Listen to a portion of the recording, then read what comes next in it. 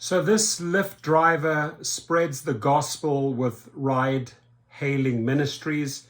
I'm sure this is a sweet lady with great intentions, but you've broken the cardinal rule, right? You don't talk about politics, you don't talk about religion, and you don't talk about sex in your vehicle, period.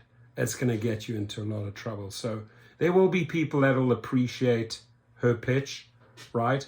But at the end of the day, again, those three topics I mentioned, I would stay so far away from it, right? Because if you engage with someone in the car that's on the opposite side of your belief, you're in for a 1-star rating and no tips, and maybe even retaliation, a false report that could lead to deactivation. So, lady, I'm sure you have amazing, sweet qualities, but this is something I would not do in the car. But let's read it out. One is an ordained pastor in Brooklyn. The other is a single mother and children's book author in New Jersey. Both drive for Lyft.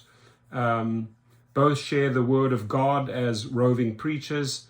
Pastor Kenneth Drayton and Tamika Reed try to inspire passengers through spiritual guidance on the road as part of what they see as mobile Christian ministry. So they're pushing their spiritual guidance. Again, this boils down to religion through the car. You guys decide. You think this is a good idea?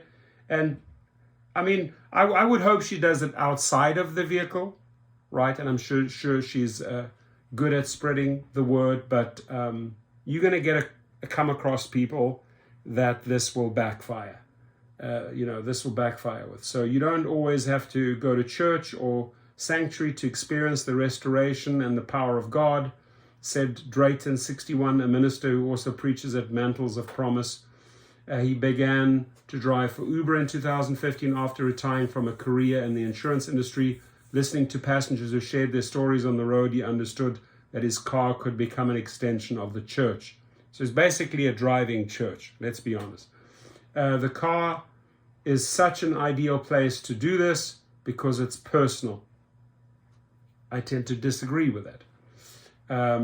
Who now drives for Lyft. I can share my faith, and it's so important because that's what I live for.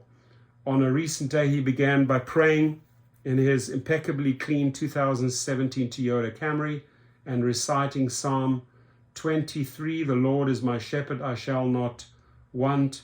On a break from driving in Manhattan, he reflected on how he reaches out to passengers. He always plays classical music, which I think is cool. On his car radio, his favorite is Mozart, which I also enjoy, to encourage a calm, pleasant mood.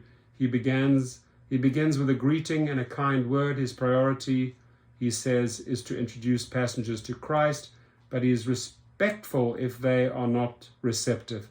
They're often Christian, but he has also spoken to atheists, Buddhists, Hindus, Jews, and Muslims. Instead of trying to preach, he says he focuses his message on the love of God and tends to avoid doctrine. I'd love to hear your feedback on this. I really would like to hear your feedback, right? And don't get me wrong, I'm not anti what they're doing, absolutely not, but not in the car. Your comments, please.